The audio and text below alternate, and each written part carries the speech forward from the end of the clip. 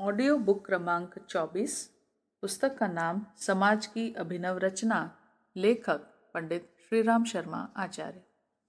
बड़े बूढ़ों के प्रति, गुरुजनों और बुजुर्गों के प्रति विशेष शिष्टाचार बरता जाना चाहिए। उनके बुढ़ापे का बड़प्पन हमें स्वीकार करना चाहिए और बिना भूल किए उसके प्रति सम्मान प्रकट करना चाहिए। जाति पाति का ख्याल न करके अपने से बड़ों के लिए अभिवादन करना हर भारतीय संस्कृति के अनुयायी का कर्तव्य है। माता पिता, भाई, चाची, दादी, दादा, चाचा, ताऊ, नाना नानी, सास, जिठानी, बड़ी बहन, बुआ आदि आदरणीय कुटुंबियों के लिए चरण स्पर्श के साथ नित्य प्रातः अभिवादन की प्राचीन परंपरा को अब घर घर में पुनः जागृत किया जाना चाहिए। अब तक यह नहीं किया जाता रहा है।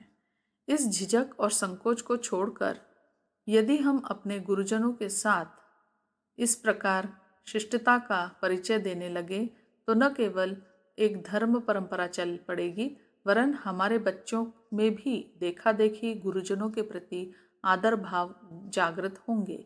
वे भी हमारा अनुकरण करेंगे। फलस्वरूप आज बालकों में जो अनुशासनहीनता और अश्रद्धा बढ़ रही है, उसका बहुत कुछ समाधान अनायास ही होने लगेगा।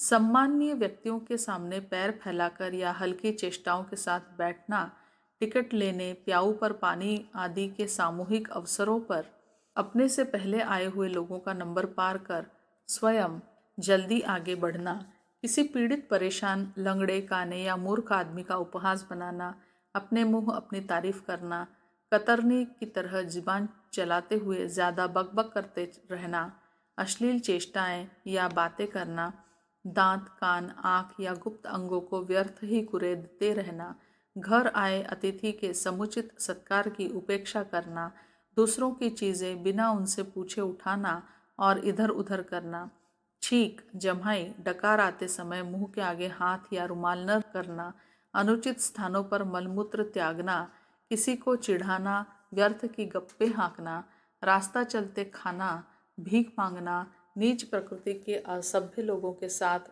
अधिक उठक बैठक रखना, सड़क पर बाईं ओर न चलना, दो आदमी अलग बात कर रहे हों तो उनके बीच में जा पहुंचना, गाली देना, कस्में खाना, बात करते समय दूसरों को नोचते रहना या थपथपाना, बिना आज्ञा लिए किसी अजनबी के घर में घुसना, दूसरों की चिट्ठी बिना उसकी आज्ञा के पढ़ना, किसी से ऐसी बातें पूछना जिसे बताने में उसे संकोच हो, दीवार पर अपना नाम या और कुछ उटपटांग लिखकर उन्हें गंदी करना आदि अनेक बातें ऐसी हैं जिनका ध्यान रखना हर शिष्टता और सभ्यता प्रेमी के लिए आवश्यक है।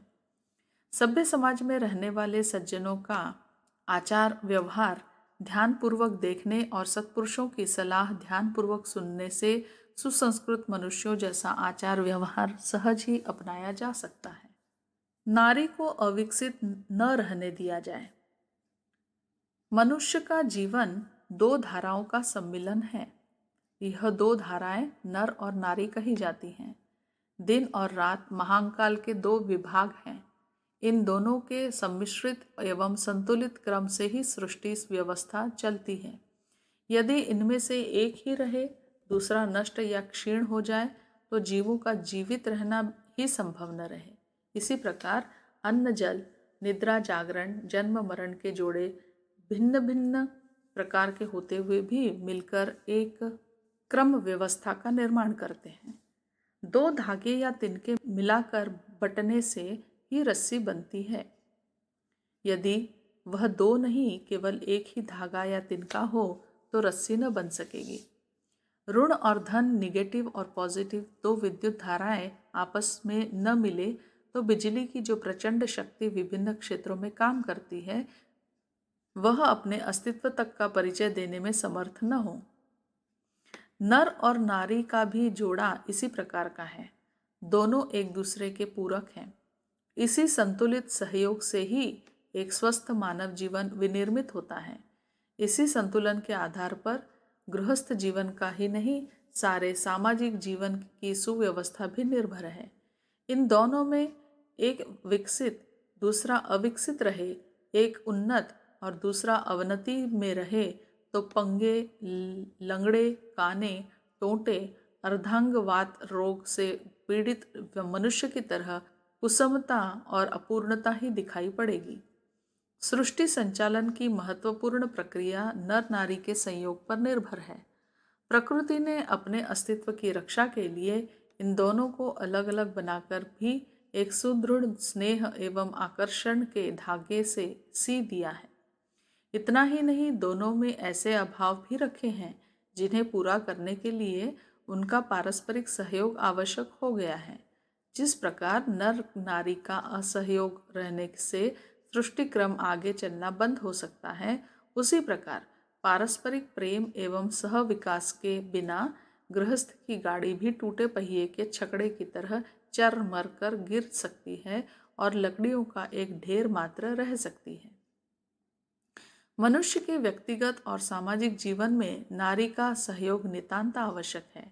यह सहयोग जितना ही हार्दिक, जितना ही वास्तविक, जितना ही सक्रिय और जितना ही संतुलित होगा, उतना ही जीवन की विभिन्न दिशाओं में प्रगति संभव रहेगी। ऐसा सोचा जाता है कि व्यावसायिक क्षेत्र की सफलता पुरुष के अपने प्रयत्न पर निर्भर है। उसमें स्त्री का कुछ विशेष योग नहीं है। स्त्री तो गृह व्यवस्था में ही सहायक हो सकती है, पर यह बात आंशिक रूप से ही सत्य है।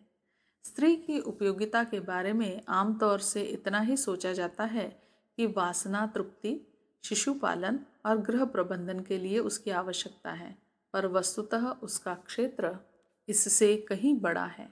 नारी का सबसे बड़ा प्रभाव पुरुष के मन क्षेत्र पर पड़ता है। आशा, उत्साह, प्रसन्नता, स्फूर्ति, संतोष आदि जीवन के बहुमूल्य तथ्यों को नारी के द्वारा दिए हुए वरदान कहे तो अत्युक्ति न होगी। एक सुविकसित सच्ची जीवन संगिनी नारी जिसे प्राप्त हुई हो, उसे इन वरदानों की प्राप्ति होनी ही चाहिए। वासना तृप्ति, शिशु पालन और गृह प्रबंधन के लिए समाज में ऐसी अनेक सुविधाएं मौजूद हैं जिनके द्वारा कुछ थोड़ा अधिक खर्च करके यह तीनों ही सुविधाएं मिल सकती हैं। वैश्यावृत्ति मौजूद ही है। शिशुपालन और शिक्षण के लिए सुप्रबंध सज्जित संस्थाएं मौजूद हैं। अपनी संतान न हो तो संसार में इतने गरीब और बहुसंतान से दुखी व्यक्ति मौजूद हैं जो खुशी खुशी अपने बच्चों को गोद रखने के लिए दे सकते हैं। होटलों में चाहे जैसा भोजन तैयार होता है, गृह प्रबंधन तो बड़े घरों में आमतौर से नौकरों पर ही निर्भर रहता है। इन कार्यों के लिए धर्मपत्नी का होना अनिवार्य नहीं है। यह कार्य उसके बिना भी चल सकते हैं। यह बात अलग है कि पत्नी सस्ती पड़ती है और बाहर इन कार्यों के लिए कुछ अधिक खर्च करना पड़े। यदि उन्हीं बातों तक नारी की उपयोगिता सीमित होती तो केवल गरीब लोग ही सस्तेपन की दृष्टि से विवाह के झंझट को सिर पर ओढ़ते, अमीर लोग अपनी स्वच्छंदता में नियंत्रण डालने वाले और अगणित उत्तरदायित्वों से लदे हुए विवाह बंधन में बंधने के लिए तैयार न होते। नर और नारी दोनों की अंतरात्मा का निर्माण कुछ ऐसे विचित्र ढंग से हुआ है कि उसका प्रस्फुरण एक दूसरे के अंतःस्पर्श से ही होता है। इस संयोग के बिना दोनों खोए खोए से रहते हैं। दोनों को कोई अज्ञात अभाव हर घड़ी खटकता रहता है। वयस्क कुमार कुमारी इस उल्लास की तलाश में तृषित नेत्रों से इधर उधर झांकते देखे जाते हैं। विधुर और विधवाएं जिनका साथी बिछुड़ गया है, एक दर्द, टीस, वेदना, पीड़ा और कसक को अपने कलेजे में छिपाए फिरते हैं। समय कुसमय जब उनकी यह हुक प्रबल हो जाती है तो उनके भीतर कितनी असह्य ऐंठन होती है, इसका वर्णन न तो शब्दों में संभव है और न व्याख्या करके किसी को समझाया जा सकता है। इसे तो केवल भुक्तभोगी ही जानते हैं। दक्ष प्रजापति के यज्ञ में गई हुई सती अपने पति शंकर का अपमान सहन न कर सकी तो वे यज्ञ में ही कूद पड़ी। यह दर्द भरा समाचार जब शिव को मिला तो उनका अंतःकरण हाहाकार कर उठा। वेदना से उनका हृदय फूटकर बाहर निकलने लगा। योगेश्वर सदा समाधि में रहने वाले शिव का, कामदेव को तीसरे नेत्र से जलाकर भस्म कर देने वाले शिव का धैर्य और विवेक धर्मपत्नी के वियोग की उस प्रचंड पीड़ा के सामने ठहर न सका। शंकर हतप्रभ हो गए। उनका आंतरिक हाहाकार ऐसा उमड़ा मानो प्रलय ही फूट रही हो। उन्होंने मरी हुई सती की जली हुई लाश को कंधे पर लादा और पागल उन्मत्तों की तरह अपनी वेदना की लहरों के साथ साथ उछलने लगे। सती की लाश को कंधे पर रखे शंकर का रोम रोम जो हाहाकार कर रहा था, जैसी प्रचंड पीड़ा से आलोकित हो रहा था, उसे देखते हुए देवता कांपने लगे। उन्हें लगा मानो शंकर के अंतस्तल का चित्कार अपने कलेवर को फाड़कर अब तब में फट पड़ने वाला ही है। दशों दिशाओं में हाहाकार मच गया। विष्णु ने उस विपत्ति की घड़ी को टालने के लिए, शोक के प्रचंड वेग को शमन करने के लिए अपने चक्र से उस लाश के टुकड़े टुकड़े कर डाले। वे टुकड़े जहां जहां गिरे वहां शक्तिपीठ बने। नारी के अभाव की जो क्षति ज्ञान विज्ञान के अधिपति शंकर के लिए असह्य थी, वह कितनी महत्वपूर्ण हो सकती है। इसका उपयोग हम वासना के कीड़े उसके द्वारा उपलब्ध होने वाले लाभों के आधार पर सोचें। यदि हम वासना दृष्टि से मूल्यांकन करते हैं तो यह हमारी हीन दृष्टि ही है। इससे नारी की महत्ता कम नहीं होती। देवता और भगवान कहने वालों ने अपने नाम का गौरव तभी सार्थक माना जब उनकी पत्नियों के नाम उनके नाम से पहले जुड़े। लक्ष्मी नारायण, सीताराम, राधे श्याम, उमा महेश, सिद्धि गणेश, शची पुरंदर आदि युग्मों में पतियों से पहले पत्नियों का ही उल्लेख हुआ है।